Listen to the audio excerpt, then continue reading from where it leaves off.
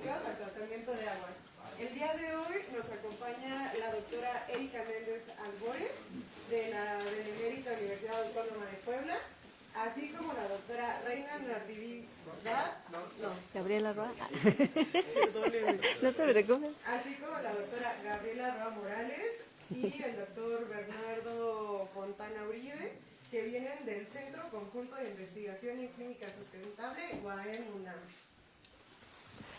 Gracias por la presentación y gracias por la invitación. Es un honor estar aquí con ustedes compartiendo un poco de lo que hacemos en el Centro de Investigación en Química Sustentable, particularmente del Cuerpo Académico de Química Ambiental. Y bueno, entonces nosotros vamos a platicar un poco acerca de las aplicaciones de tratamientos electroquímicos en remediación. Particularmente voy a comentar un poco acerca de aguas residuales. Entonces, bueno, un poco vamos a platicar de básicamente dos procesos, electrocoagulación y procesos de oxidación avanzada. Bueno, para esto me gustaría comentar que en el Estado de México hay una gran cantidad de empresas que desafortunadamente no cuentan con un sistema de tratamiento antes de desechar el agua. Pero existe una alternativa que generó el gobierno para poder tratar esas aguas. Entonces, esas aguas se llegan a una planta tratadora que tiene baja eficiencia porque está diseñada de tal manera que utiliza un sistema convencional y tiene muy baja eficiencia. Bueno, entonces nada más para comentar que toda esta agua residual, si es que no llega a esa planta tratadora, va llegando a ríos, lagos, embalses y en todos los cuerpos de agua posibles. Y entonces de toda esa agua residual solo el 25% digamos, tienen estos cuerpos de agua muy buena calidad, o al menos una calidad adecuada, y el 75% del agua restante no se trata, ¿no? Y entonces finalmente hay una contaminación tremenda, y que seguramente platicaron ayer mucho acerca de este tipo de contaminantes que presentan el agua residual, ¿no? Entonces, un agua residual industrial es extremadamente variada, y que si llega a este tipo de cuerpos de agua, pues genera un daño a la salud muy tremenda, ¿no? Entonces hay por ahí un cálculo que dice que 3.900 niños fallecen diariamente por enfermedades transmitidas por agua no tratada, ¿no? Entonces esto es lo que comentábamos del tratamiento de aguas que regularmente se tiene convencionalmente, un tratamiento físico que es para eliminar los sólidos suspendidos más grandes, un biológico para la materia biodegradable y un tratamiento químico que puede ser coagulación, floculación para eliminar ya toda la parte de sólidos suspendidos pequeñitos, ¿no? Y hay una alternativa para esto, como son los procesos de oxidación avanzada y los sistemas electroquímicos, que son los que vamos a platicar un poquito aquí. Los tratamientos electroquímicos, de manera general, podemos encontrar un sinfín de tratamientos. Aquí nada más resumí algunos, como está la electroreducción, utilizando algún material de electrodo como el platino, electroflotación con grafito, electrocoagulación con una serie de materiales fácilmente oxidables, principalmente se le llaman ánodos de sacrificio, y la electrooxidación, donde podemos encontrar ánodos activos como el platino, no activos, y los activos como el DDB. Un poquito nada más para retomar qué es una celda electroquímica. Principalmente las que utilizamos en este tipo de tratamientos son electrolíticas, que requieren de una fuente de energía para generar las reacciones que nosotros queremos. Aquí en el ejemplo tenemos el agua, una disolución de cloro de sodio, y entonces nada más para recordar rápidamente, en el ánodo se llevan las oxidaciones. En este caso particular, en este sistema se favorece la oxidación del ion cloruro a clorogas, y del otro lado tenemos la reducción del agua, donde genera hidrógeno y OH, ¿no? Nada, es un poquito el contexto de cómo se utilizan. Y bueno, de este lado tenemos el cátodo, que es donde se suceden las reducciones. En caso particular, el tratamiento de electrocoagulación tiene el fundamento es el de la celda de electrólisis. Lo interesante que aquí en el ánodo, en esta parte del ánodo, que va a ser un material fácilmente oxidable, este ánodo lo que va a hacer al tener la energía, hacer energizada esta celda, va a hacer que se oxide el metal de la constitución que sea este electrodo, y del otro lado, en el cátodo, que luego se considera un cátodo inerte, lo que sucede es la reducción del agua generando hidrógeno y OHs. La ventaja de este sistema es que al estar haciendo justo la mezcla de este sistema, el ion metálico con los OHs generan especies químicas insolubles que se usan como coagulantes, y el hidrógeno ayuda también a un proceso que cuando este sistema empieza a formar flux muy chiquitos y son muy ligeros, el hidrógeno lo que hace es llevarlos hacia arriba. Entonces tenemos una electroflotación y cuando son suficientemente grandes los coágulos, entonces bajan. Durante ese proceso de formación de este coagulante, durante ese proceso los contaminantes se van absorbiendo ahí de tal forma que tenemos una buena remoción de estos sistemas. Entonces, principalmente esta electrocoagulación es conocido como de cambio de fase. ¿Cuáles son las ventajas de este sistema?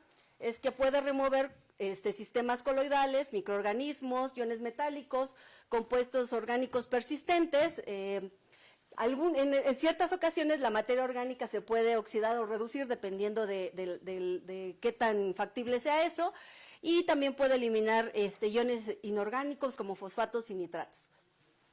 Los parámetros que siempre se utilizan para evaluar estos sistemas es la demanda bioquímica de oxígeno, la demanda química de oxígeno, color, turbiedad, sólidos suspendidos, coliformes y grasas y aceites, entre otras parámetros que sean necesarios para poder ir evaluando este sistema.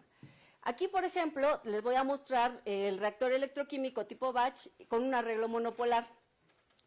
El agua que les comentaba se tomó de esta planta tratadora, que está en Lerma, por cierto, y recoge o recolecta agua residual de 144 empresas, y entonces el caudal es muy alto, es alrededor de 450 litros por segundo. Sin embargo, por la constitución y la formación de esta planta tratadora es muy ineficiente en ese sistema, entonces vienen mucha materia refractaria que evita, o más bien que colapsa el sistema biológico, que regularmente es el sistema principal para eliminar los contaminantes. Entonces, aquí, por ejemplo, les muestro el agua residual que tenemos después de la salida del tratamiento. Entonces, entra de ese color y sale exactamente igual. La eficiencia es 20% más o menos, ¿no? Entonces, más o menos estos parámetros nos indican la cantidad de compuestos, de contaminación, porque en realidad compuestos es diversa, hay desde fenoles hasta microplásticos, ya se ha reportado una infinidad de cantidad de contaminantes que tiene y mucha carga microbiológica. Ahí está el dato de la cantidad que tenemos, entonces en realidad es una cosa impresionante. Se construyó este reactor, se aplicaron aquí, básicamente voy a comentar qué condiciones se aplicaron, que fueron varias corrientes las que se probaron. Sin embargo, a 3 amperes que se aplicó de corriente durante 60 minutos, fueron los resultados que voy a presentar. Entonces aquí están algunas cinéticas de cuando utilizamos un electrodo de sacrificio de aluminio, uno de hierro, y cuando se alterna aluminio-hierro. Y entonces podemos observar que sí elimina una gran cantidad de materia orgánica, sin embargo todavía tenemos más de 600 miligramos por litro de la demanda química de oxígeno. Entonces todavía está bastante difícil, ¿no? De considerarla ya un agua adecuada.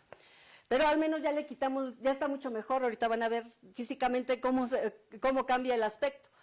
Y aquí nada más nosotros también tomamos de base los diagramas de distribución de especies, porque como está con base para generar sólidos, sólidos como el coagulante, que es el hidróxido de aluminio en el caso del aluminio, y el de hierro, el de hidróxido de hierro.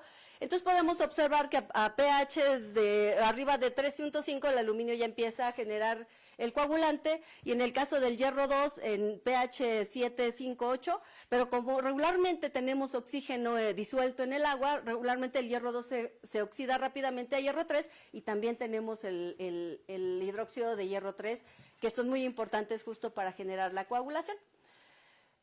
Aquí ya después de los tratamientos se puede observar cómo queda físicamente después de este tratamiento, y aquí una cosa muy interesante es que los coliformes bajan radicalmente. ¿Por qué? Porque dentro del sistema tenemos cloruros, tenemos una gran cantidad de cloruros en el agua, y este cloruro, como vimos en la celda de electrólisis, genera clorogás en el ánodo también, una parte de ella también se genera el clorogás, y este clorogás se hidroliza generando hipoclorito, y por eso es que es la eficiencia de este sistema.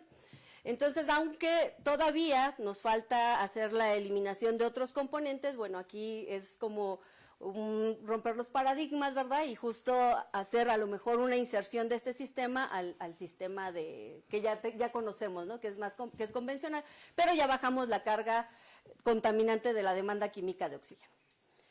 Por otro lado, bueno, como a manera no son como conclusiones, son como comentarios, ¿verdad?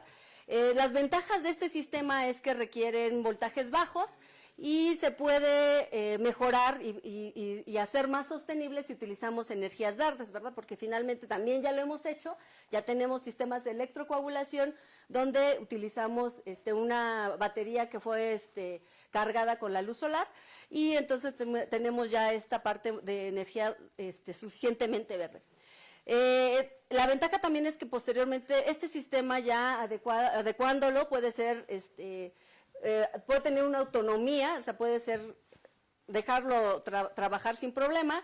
Bueno, sí estarlo checando, porque de vez en cuando si hay, por ejemplo, muchas grasas y aceites se tienden a pegar en alguno de los electrodos, como está polarizado la celda, regularmente algunos sólidos sí se llegan a pegar, entonces nada más hay que limpiarlos. Genera grandes cantidades de hidrógeno, y eso también se puede valorizar, ¿verdad? Se tendría, bueno, ya también se han diseñado reactores donde ya se separa el hidrógeno, y eso también es una ventaja de la electrocoagulación. Y bueno, nosotros podemos minimizar los costos, porque depende de la cantidad o del tipo de agua que nosotros vayamos a tratar. Aquí nosotros nos fuimos a 1 hora, pero en realidad a 30 minutos ya podríamos parar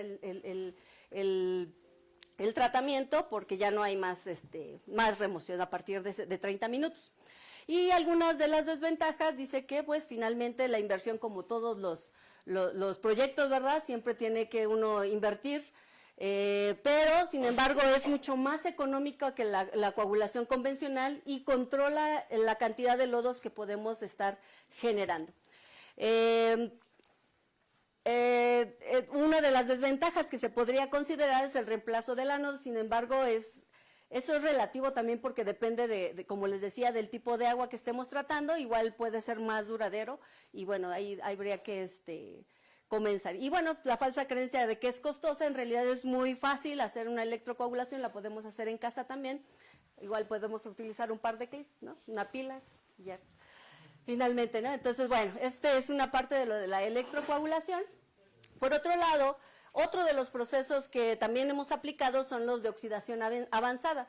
El objetivo principal de estos procesos de oxidación avanzada, como comentaron nuestras compañeras y amigas que nos antecedieron, es generar el radical OH, que es de alta energía y que puede llegar a mineralizar esta materia, la materia orgánica. Por tal motivo, pues los procesos de oxidación avanzada han sido muy variados, bueno, aquí son algunos ejemplos, pero ha sido impresionante cómo han crecido los procesos de oxidación avanzada, alrededor de generación de ozono, peróxido de hidrógeno catalizado, plasma no térmico, sonólisis, fotólisis, catálisis heterogénea, electroquímicos, que en este caso yo voy a hablar principalmente de ozono y electrodos de Debye. En este caso nosotros estamos presentando un reactor de flujo ascendente, y entonces nosotros aquí lo que hicimos es inyectar el ozono por la parte de abajo, y entonces después acoplarlo con un par de electrodos de diamante dopado con boro. Este es el reactor ya en físico. Igual aquí también tenemos a nuestros pupilas, ahora colegas doctoras, ya todas unas expertas, que trabajaron con este tipo de reactores.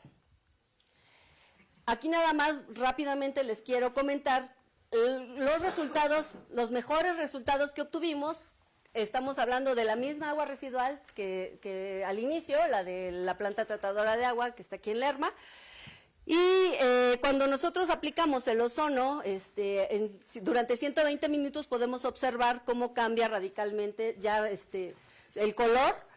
En el caso de la electrooxidación, porque aquí mismo en lugar de ozono aplicamos aire, entonces aquí también tuvimos una buena remoción de color, al menos ahí físicamente se ve, y cuando acoplamos el ozono con la electrooxidación se puede observar que pues cambia radicalmente el aspecto físico.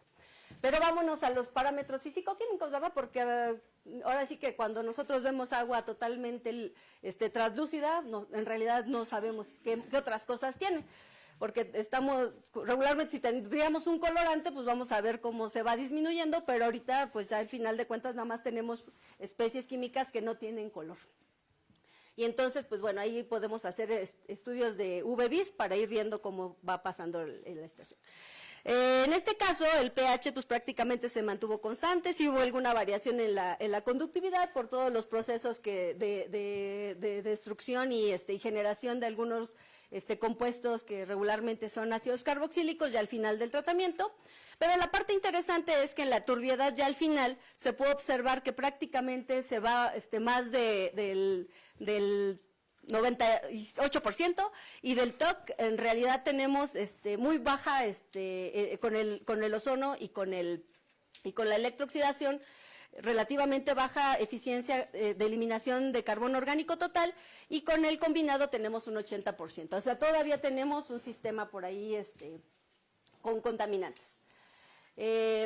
Un poco el mecanismo es esto, lo que se puede decir, es una generación de radicales OH y generación de agentes oxidantes multivariados, ¿verdad? Porque podemos tener cloruros en el medio, sulfatos en el medio, y estos mismos generar otros agentes oxidantes que también ayudan a favorecer este sistema. Tenemos la generación también de peróxido, y si tenemos ozono y peróxido podemos generar más radicales y un proceso que le llaman peroxonación. Y bueno, ya también a manera de comentarios, porque todavía faltan más presentaciones al respecto, los electrodos de diamante dopados con boro, son muy estables, eficientes y resistentes, genera agentes oxidantes que hacen una sinergia en el mecanismo. Se puede llegar a la mineralización de materia orgánica, pero también si no se llega a la mineralización, la degradación de los subproductos también puede ser valorizado, porque también hay generación de algunos compuestos carboxílicos y todo lo que había comentado la doctora Reina muy bien acerca de este tipo de compuestos. La ventaja también es que incrementan la biodegradabilidad del agua contaminada, disminuye la carga microbiológica. Un tanto cuanto las desventajas, lo que hemos mencionado, el costo, de vez en cuando requiere una limpieza también los electrodos de dopados con boro, porque también suele hacerse algunos depósitos de sales, pero es rapidísimo esa parte. Y una de las desventajas es que si quiero mineralizar son tiempos muy largos y pues ya no vale la pena pues tantos tiempos, ¿no? Y no generan lodos, perdón, esa era una ventaja, no generan lodos, me equivoqué de lado, pero no generan lodos y entonces puede ser una alternativa. Y bien, pues invitarlos, justo lo que venía comentando, creo que estos procesos, aumentar la biodegradabilidad, da área de oportunidad para poder hacer combinaciones que pueden ser muy beneficiosas. Y pues muchas gracias a los colaboradores, ¿verdad? Aquí, y por su atención. Gracias.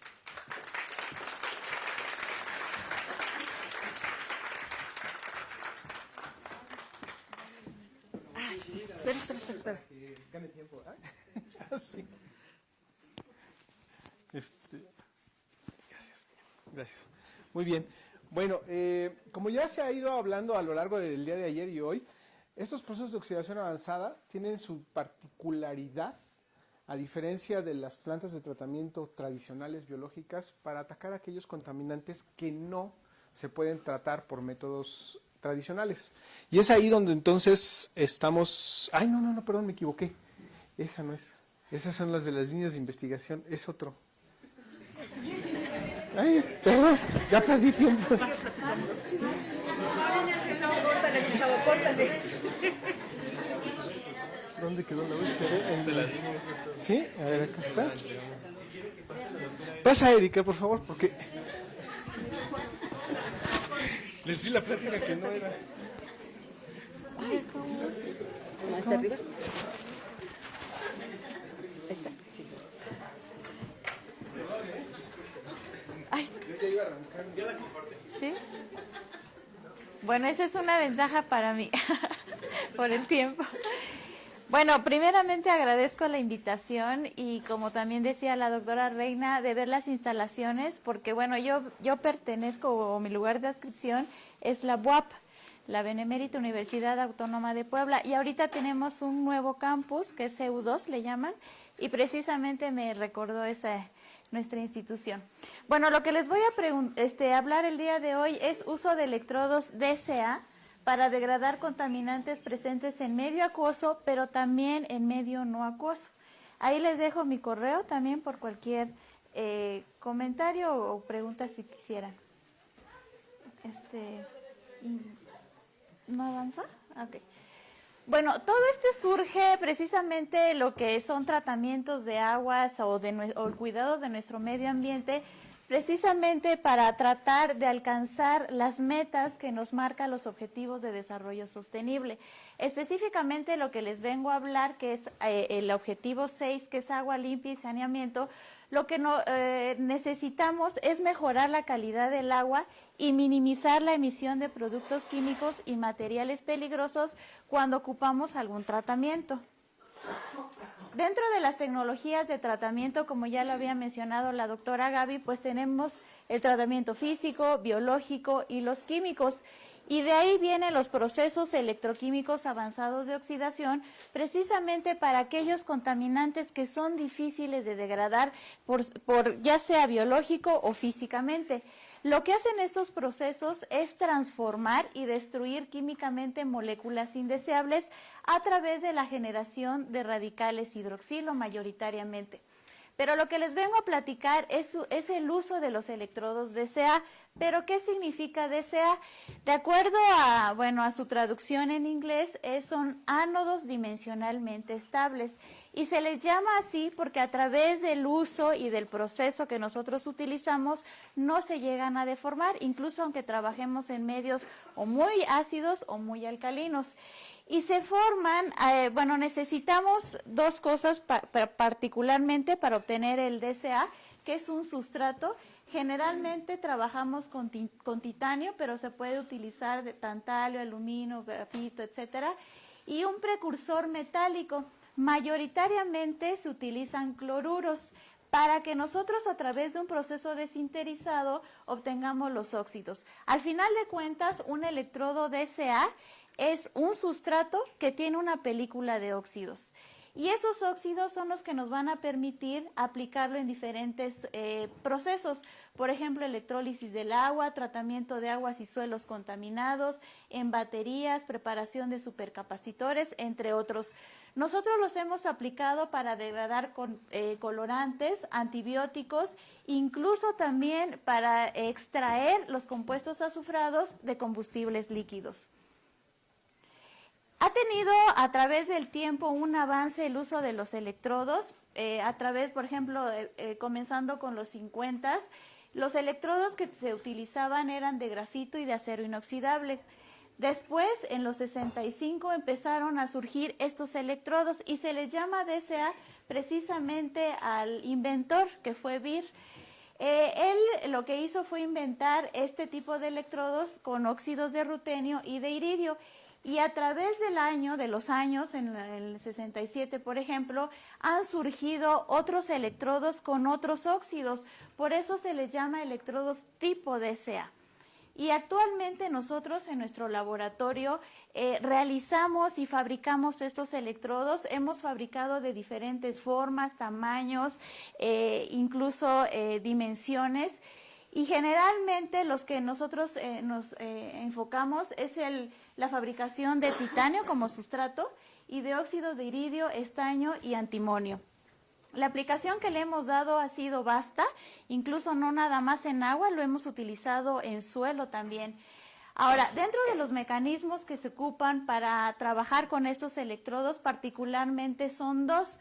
Uno, dependiendo del potencial donde nosotros trabajemos, se puede llevar a cabo una oxidación directa, es decir, una transferencia electrónica directa sobre la interfaz del electrodo y el contaminante es oxidado y se forma el producto de oxidación.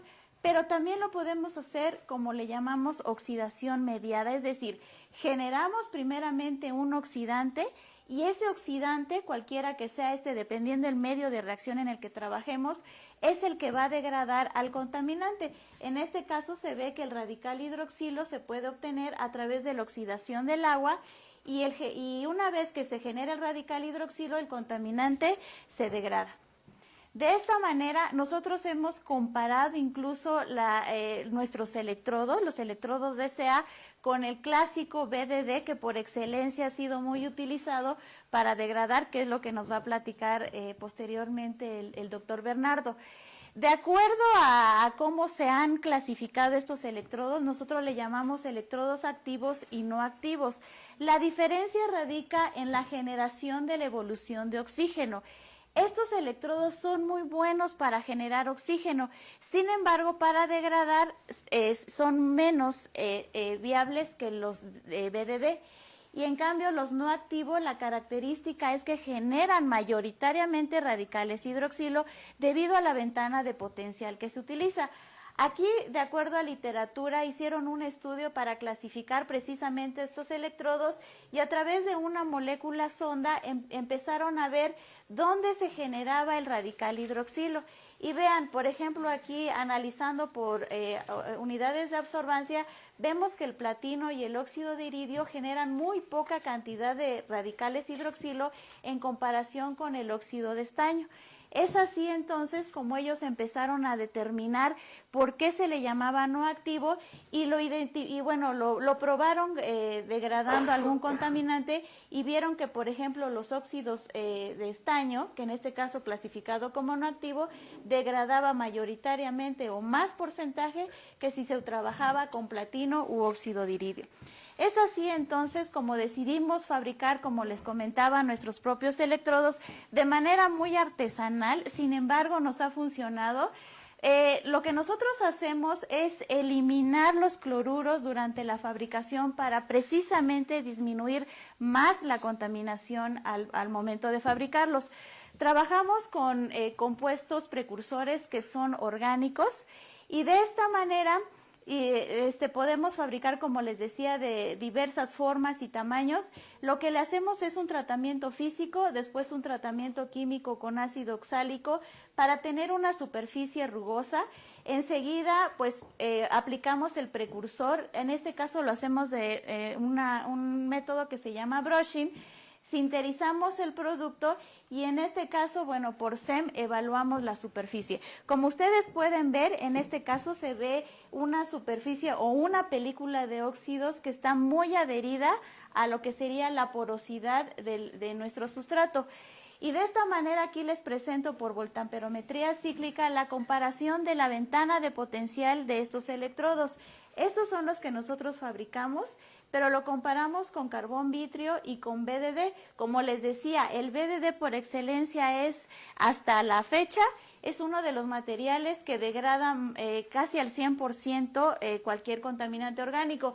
Pero a pesar de que tiene una ventana de potencial pequeña, nuestros electrodos ha podido darnos buenos resultados. Ya de manera rápida y breve, nosotros, les traigo hemos trabajado con tartrazina, que es un colorante que se utiliza en diversas industrias farmacéuticas, cosméticos, incluso alimentaria. Y aquí analizamos por ultravioleta visible cómo va disminuyendo la coloración. En este caso trabajamos con 3 composiciones de los electrodos DCA y vemos también la degradación que casi llega al 100%. También se evaluó por TOC y su degradación está al 80%. Aquí nosotros hicimos un comparativo de los electrodos DCA con el BDD. En este caso fue un antibiótico, la amoxicilina, y trabajamos con diferentes medios electrolíticos y nos dimos cuenta que a una relación de sulfato de potasio con cloruro de potasio prácticamente los porcentajes de degradación están a la par que el BDD, y eso para nosotros fue muy bueno. De hecho, la mineralización estuvo alrededor de los 70-80% comparado con el BDD. También hemos, como les digo, esto ha sido en medio acuoso, este ha sido en un medio orgánico, porque nosotros extraemos el azufre de combustibles líquidos, que puede ser gasolina o diésel, y una vez extraído los degradamos. Aquí ven la señal de una molécula que es el dibenzotiofeno, que se oxida y tiene 3 picos de oxidación, y cuando nosotros hacemos la degradación va disminuyendo el primer pico de oxidación. ¿Qué hacemos nosotros? Convertir esos compuestos azufrados en moléculas que son más acuosas, ¿sí? Para que lo podamos remover del combustible con agua precisamente. Y bueno, también hemos trabajado con algunos reactores, por eso le decía hace rato a la doctora Reina que posteriormente, si me lo permite, voy a platicar con ella, porque este reactor no solamente nosotros hemos sido pioneros, o sea, se ha utilizado en la jerga electroquímica este tipo de reactor con buenos resultados. Sin embargo, nosotros lo utilizamos para precisamente eliminar el azufre de un combustible líquido, es decir, un medio no acuoso. Y bueno, ya a manera de conclusión, los procesos electroquímicos surgen a manera de alternativa, como tratamiento de agua, suelo, aire contaminado, pero el punto clave de un tratamiento electroquímico es tener el electrodo adecuado que pueda catalizar esa degradación. Es por eso que estamos en la búsqueda de nuevos materiales electródicos y cumpliendo precisamente con los objetivos que nos marca la ODS, pues lo que hacemos es que en el proceso de fabricación no se contamine más el ambiente, y eso pues al final de cuentas nos conlleva a resolver problemas ambientales. Y bueno, aquí les presento en una fotografía nuestro grupo de trabajo. Tenemos una página de Facebook, por si quieren algún día pues visitarnos, el Laboratorio de Química Biofísica, y pues les agradezco infinitamente su participación y su asistencia, y gracias.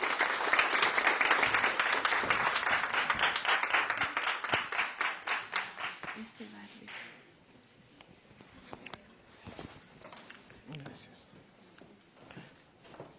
Bueno, ahora sí, esta sí es la buena, disculpen, ¿sí?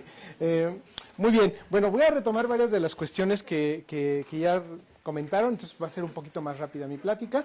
Entonces, bueno, soy el doctor Bernardo Frontana, al igual que la doctora Gaby Reina, trabajo en el Centro de Investigación, Centro Conjunto de Investigación en Química Sustentable, aquí en la salida a Tlacomulco, y bueno, voy a centrar mi plática un poquito más en lo que son los electrodos de BDD. Se han mencionado un poquito más así como que superficialmente, pero ¿qué es eso? ¿Cómo se come? ¿No? Son los electrodos de diamante dopado con boro. Y este tipo de materiales, bueno, es el SIX, ya me voy a ir un poquito más rápido porque esto ya lo comentaron. Este tipo de electrodos tienden a resolver una problemática, y es precisamente la parte de la, ¿cómo se dice?, la limpieza de lo que ha provocado el ser humano a lo largo de los años, que ya tenemos el problema ahí, que es la contaminación. Y entonces necesitamos entrar en el área de la electroquímica ambiental. Y en particular, como les estaba comentando al inicio, nosotros nos enfocamos con este tipo de materiales. No es para cualquier tipo de proceso, no es para cualquier tipo de tratamiento de aguas, es para aquellos compuestos orgánicos persistentes, difíciles de tratar, que no son degradables por los microorganismos o la atmósfera, ¿no? Recuerden ustedes que estamos en una atmósfera oxidante, tenemos oxígeno, tenemos radiación ultravioleta que llega, y los procesos de degradación normalmente naturales son procesos oxidativos. Se va oxidando la materia orgánica, va degradándose, va generando y se desaparece. Pero hay compuestos que no se oxidan con estas condiciones naturales, que los microorganismos no pueden lograr, y entonces la electroquímica permite, así como la parte de la fotocatálisis, acceder a lo que sería el siguiente rango de niveles de oxidación para eliminar estas moléculas. Esta ya se ha comentado, entramos entonces en el área de procesos avanzados de oxidación. Hay muchas maneras de generar este tipo de procesos, pero todos tienen como característica principal que van a utilizar el radical hidroxilo, van a tratar de utilizar el radical hidroxilo o, como lo mencionó la doctora Erika, estos intermediarios oxidativos de muy alto valor de potencial. Y ese tipo de intermediarios o especies son muy inestables. No pueden comprar un frasquito en Aldrich y echarle. Se tienen que generar fotocatalítica, electroquímicamente, sonoquímica, con muchas de estas técnicas, y esos son los que se generan in situ, generalmente en las plantas, en los reactores, y nos permiten entonces degradar los materiales. El material de BDD es un material, no crean ustedes que brilla, no van a tener un electrodo brillante así como los diamantes del anillo, ¿sí? El electrodo de BDD es un tipo de material muy interesante porque se genera a partir de metano y borano. Son dos compuestos químicos gaseosos. Se alimentan dentro de un sistema de chemical vapor deposition y esta reacción que se lleva a cabo dentro de este reactor va provocando una capa, ¿sí?, que se va depositando de pequeños cristalitos de diamante dopados en la estructura cristalina con boro.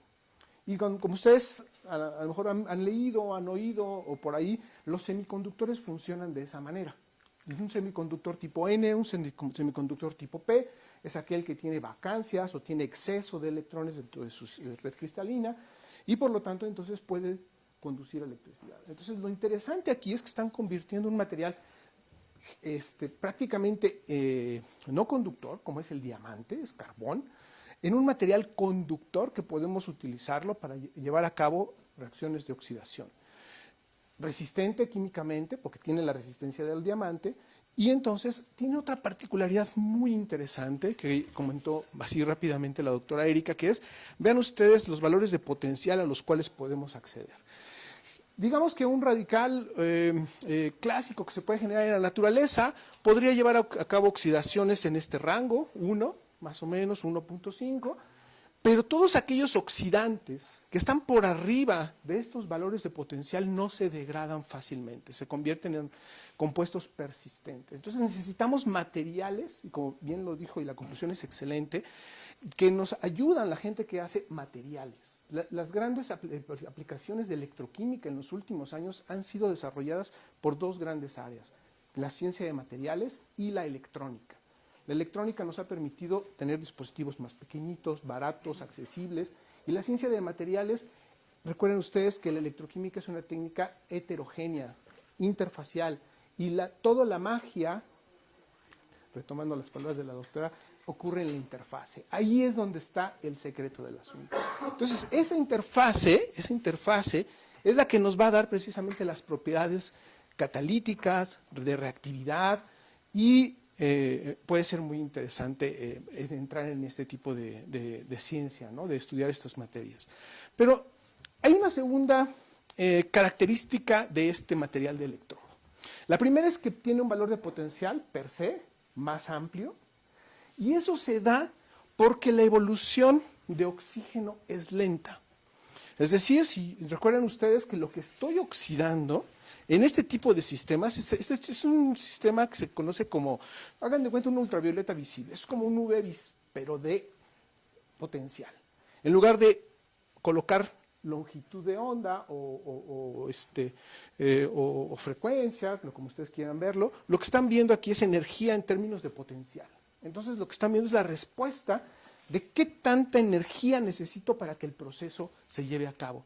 Y lo que tengo entonces es un sistema donde la energía necesaria para que el agua se oxide es mayor. Necesito más energía y eso es provocado por la cinética lenta. Estos son los parámetros que en electroquímica se trabajan, la cinética lenta de la oxidación de agua. Y eso tiene como ventaja que como el agua se oxida muy lentamente, entonces la ventana se extiende. Pero en este proceso de oxidación, si ustedes hacen químicamente, agarran agua menos electrones, me va a dar oxígeno y protones, que es la ecuación clásica que conocemos, se lleva en etapas. Y la primera etapa es una etapa monoelectrónica de transferencia, donde vamos a generar radicales hidroxilo en la superficie. Y es este pequeño preonda o señal que tenemos aquí, es la generación de radicales hidroxilo. Es decir, es un electrodo que nos permite generar radicales hidroxilo justo antes de la evolución de oxígeno. Eso es muy interesante porque con electricidad y un electrodo puedo generar gran cantidad de radicales hidroxilo. Pero además tiene otra característica, que los radicales hidroxilo se pueden generar en muchos materiales, ¿sí? Y los radicales hidroxilo tienen que estar disponibles para que reaccionen, porque de nada sirve que estén ahí los radicales hidroxilo y sean difíciles de usar, que no sean químicamente útiles. Sin embargo, este tipo de materiales, que se conocen como no activos, tienen como característica que el radical hidroxilo está fisisorbido, no está quimisorbido, o sea, no tiene un enlace formal químico, sino es una interacción física realmente con el electrodo. Y entonces eso hace que su energía de enlace es muy baja. Entonces llega una molécula orgánica, toma el radical hidroxilo y se va. ¿Sí? Entonces se va oxidada, obviamente, porque es un gran oxidante. Entonces, este tipo de materiales precisamente tienen esta característica, ¿sí? Desde los ánodos dimensionalmente estables, los electrodos de diamante dopado con boro, y nos permiten utilizar este radical hidroxilo para resolver grandes problemas precisamente relacionados con la contaminación de materia orgánica. Entonces los orgánicos, la materia orgánica va a llegar al electrodo, reacciona con el radical hidroxilo y puede entonces en una reacción ideal llegar hasta CO2 y generar agua, que se conoce también como una electroincineración, ¿sí? O si ustedes tienen un hidrocarburo más un oxidante, que es el oxígeno, da CO2 y agua. Pues electroquímicamente sucede lo mismo. Entonces, esta es una electroincineración. La otra cosa interesante es que durante el proceso, se puede dimerizar y genera entonces peróxido de hidrógeno. Y el peróxido de hidrógeno es un excelente desinfectante que permite también hacer que se desaparezcan las bacterias, virus y hongos, ¿no? Y lo podemos usar, este tipo de procesos electroquímicos avanzados de oxidación, en un gran rango de carga de materia orgánica, lo cual puede ser interesante para diferentes problemáticas de tratamiento de aguas. Esta ya la hemos visto, ya vimos dónde está el asunto, y bueno, entonces, otra de las cosas interesantes es que hasta ahorita yo me he centrado en la oxidación. Pero el electrodo de BDD también puede funcionar en reducción y es un excelente material para poder producir peróxido de hidrógeno. Entonces, este peróxido de hidrógeno se puede obtener sobre el electrodo de BDD, pero ahora utilizando la reacción de reducción de oxígeno. Se inyectan oxígeno, generan peróxido de hidrógeno y pueden acceder entonces a lo que se conoce como el electrofenton. Y en el electrofenton ustedes tienen la capacidad de generar peróxido de hidrógeno en un electrodo, en el cátodo. En el ánodo tienen la oxidación del electrodo a hierro 2 y generan los productos de electrofenton que tenemos entonces para poder llevar a cabo la producción química del radical hidroxilo. Y ese obviamente para el tratamiento de aguas, ¿no? Bueno, nosotros hemos trabajado estos temas, obviamente. Tenemos ahí varios trabajos, no voy a abundar mucho porque si no nos van a cortar en la presentación. Pero bueno, les digo que funciona. Nosotros podemos llevar a cabo este tipo de sistemas. Y bueno, la conclusión es que en mi laboratorio nosotros nos enfocamos en dos áreas, ¿sí? La parte de prevención de la contaminación, sobre todo aplicado a química orgánica. Y eso lo llevamos a cabo en reacciones de electrosíntesis, donde hacemos reacciones de química orgánica, ¿sí? Pero en lugar de utilizar oxidantes y reductores, lo que ponemos nosotros son electrodos. Y llevamos a cabo reacciones para poder llevar a cabo las reacciones de producción de compuestos orgánicos. O bien, también colaborando en el grupo del SIX, con la doctora Gaby, con la doctora Patti, con el doctor Carlos, estamos trabajando en el área de electroquímica ambiental, enfocados básicamente en el trabajo de electrodos con diamante dopado con boro. Bueno, creo que por mi parte es todo. Les agradezco mucho a los organizadores. Sandra, muchas gracias por la invitación. Creo que este ha sido un excelente evento donde hemos podido compartir varias cosas, conocer, reencontrar a colegas. Y pues te agradezco mucho esta invitación y este esfuerzo. Gracias.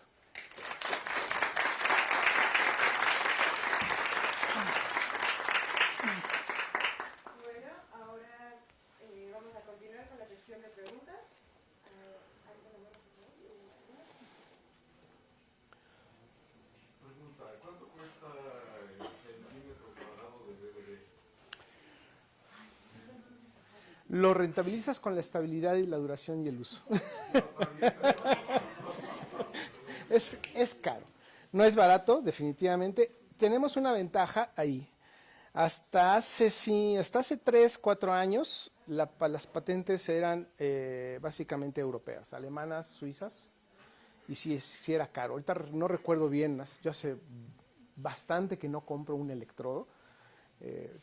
Tengo electrodos que compré hace, si bien recuerdo, el último que compré ha de haber sido hace 10 años, por ahí, 8 años, 14 años, ¿verdad? Ándale, 14 años, fíjate. Y los seguimos usando. Son electrodos que siguen usándose, siguen trabajando, como dice la doctora, pues se limpian, se hace un proceso de activación y pueden seguir funcionando. Son frágiles, eso sí, porque es un recubrimiento por CBD, se caen, se despostillan un poco, o los que están depositados en silicio, porque a veces se usa capas de silicio, y el silicio es particularmente frágil, se cae y ¡pah!, se rompe, ahí sí lloramos, ¿no? Pero la ventaja que tenemos es que ya entraron los chinos al mercado. Y entonces cuando entran los chinos al mercado todo baja de precio, y entonces ya puedes encontrar páginas de electrodos de BDD más accesibles que lo que era hace 5 o 10 años. Pero te debo el dato, no lo tengo ahorita bien en la cabeza, ¿no? ¿Por qué? ¿Por centímetro cuadrado? ¿5 por 5? No, el electrolizador. Al de 20 centímetros del... 400 euros. En su página ya tiene... Unos, sí. Y ahí sí, me permiten, es donde entramos nosotros. Por eso fabricamos nuestros electrodos, porque precisamente la idea era primero trabajar con BDD, pero cuando nos dimos cuenta que un electrodo de 2 por 4 centímetros costaba 10,000 pesos, es ahí donde empezamos a decir, bueno, ¿qué electrodo es el que competiría, ¿no?, con el BDD? Y nuestros electrodos salen, lo más caro de nuestro electrodo es el iridio, pero se utiliza en concentraciones muy pequeñas, entonces, por ejemplo, 5 miligramos nos dura para elaborar muchos electrodos de ese. Entonces, bueno, vamos al comentario, ¿no?, porque hacemos la competencia con el iridio. Cada quien vende su producto, ¿eh? Pero el mío es más barato. ¿Algún otro comentario?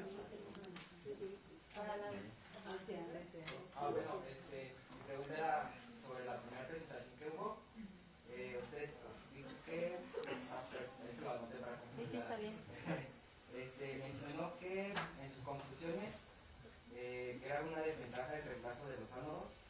Bueno, yo como estudiante de ingeniería en nanotecnología, no sé si puede haber algún tipo de recubrimiento que se pueda hacer nanorosa, que pueda tener un recubrimiento de un nanocerámico o de grafeno para prolongar la vida útil y pues, hacer su vida un poquito más amplia. Sí, yo creo que sí. De hecho, por ahí también estamos viendo un tanto cuanto. Hay que hacer algunas modificaciones. De hecho, por ejemplo, los electrodos de zinc, es bien interesante que los puedes usar para la electrocoagulación, porque esos son los que se van consumiendo para la electrocoagulación. Pero vimos que con el zinc, a la vez se forma un óxido de zinc y resulta ser como un sistema electrocoagulación, electrooxidación con el óxido de zinc. Entonces todavía hay muchas cosas que trabajar y tienes muchísima razón en ese sentido. Hay que trabajar en ese tipo de sistemas. Sí, porque incluso, bueno, esos tratamientos ya hacen nanoestructuras o nanocerámicos, inclusive te llega a ser un poco más económico a largo plazo que ocupar directamente material así. O sea, puedes ahorrarte económicamente un gran precio porque esas, bueno, los nanoestructurados así se pueden hacer, pues, o sea, digamos, en cualquier parte, o sea, no necesitas de una amplia gama de instrumentos para poder desarrollarlo, entonces pues, sería un poco más económico y también te daría un poco más, sería su vida útil un poco más amplia. Sí, claro. Sí, de hecho eso es a lo que se va, ¿no? A buscar materiales nuevos que sean más duraderos. Sí, muchas gracias. Bueno, Estás invitado por ahí a hacerte. Hay otra ahí arriba. Sí. Decían que parte de los materiales que utilizan para electrofotocatálisis se los crea la síntesis, no necesita material. Entonces la pregunta es, ¿cómo elegir un nanomaterial para fotocatálisis o para electrocatálisis? ¿Y cuál de los dos procesos requiere menos energía o más energía? Bueno, la parte de fotocatálisis es con la doctora. Acá, a ver, Ángeles. Pero sí, que Pestaña también, dependiendo ¿no? de tu órgano Pestaña o de también. tu respuesta precisamente a la irradiación. Y sí, es un área que tenemos pendiente en integrar pues, procesos fotoelectrocatalíticos, porque la electrocatálisis, o sea, los procesos electroquímicos son sumamente eficientes, nunca van a competir con la fotocatálisis como tal. Siempre nos vemos pobres los fotocatalíticos con los rendimientos en electrocatálisis o electrólisis. Pero la foto es muy verde. Es un sistema que trabajar con luz desde ese punto de vista es muy bueno. Entonces se podría hacer sinergia y bueno, el sistema fotoelectrometalítico yo creo que tendría ciertas precisiones.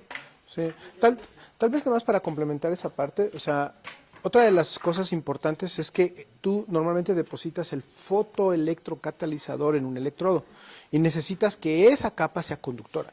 Si no cierras, abres el circuito al no tener una conductividad. Entonces, no cualquier material fotocatalítico es conductor, apreciable, con suficiente densidad de corriente para que se cierre el circuito y funcione. Entonces, esa sería una primera cuestión importante, que tienes que controlar la conductividad del depósito que tienes para que pudiera haber una corriente apreciable, importante, que circule por él. En primer lugar, ¿no? Y después que trabaje en el rango de radiación que te interesa, porque si estás a lo mejor interesado en trabajar en visible y es un material que absorbe en UV, pues entonces tiene que haber cierta compaginación, ¿no? Y la otra es el nivel de energía que va a generar el tipo de intermediarios que vas a obtener, porque cuando se genera el proceso de fotoexcitación, ese proceso de fotoexcitación tiene un ancho de banda que tiene niveles de energía y no, vamos, cambia con los materiales. Entonces, dependiendo del material, es la posición de las bandas y entonces son el tipo de potenciales de superficie que accedes para generar los materiales, ¿no? Bueno, por cuestiones de tiempo, las preguntas se van a acabar aquí. Les agradecería que les brindemos un aplauso, por favor.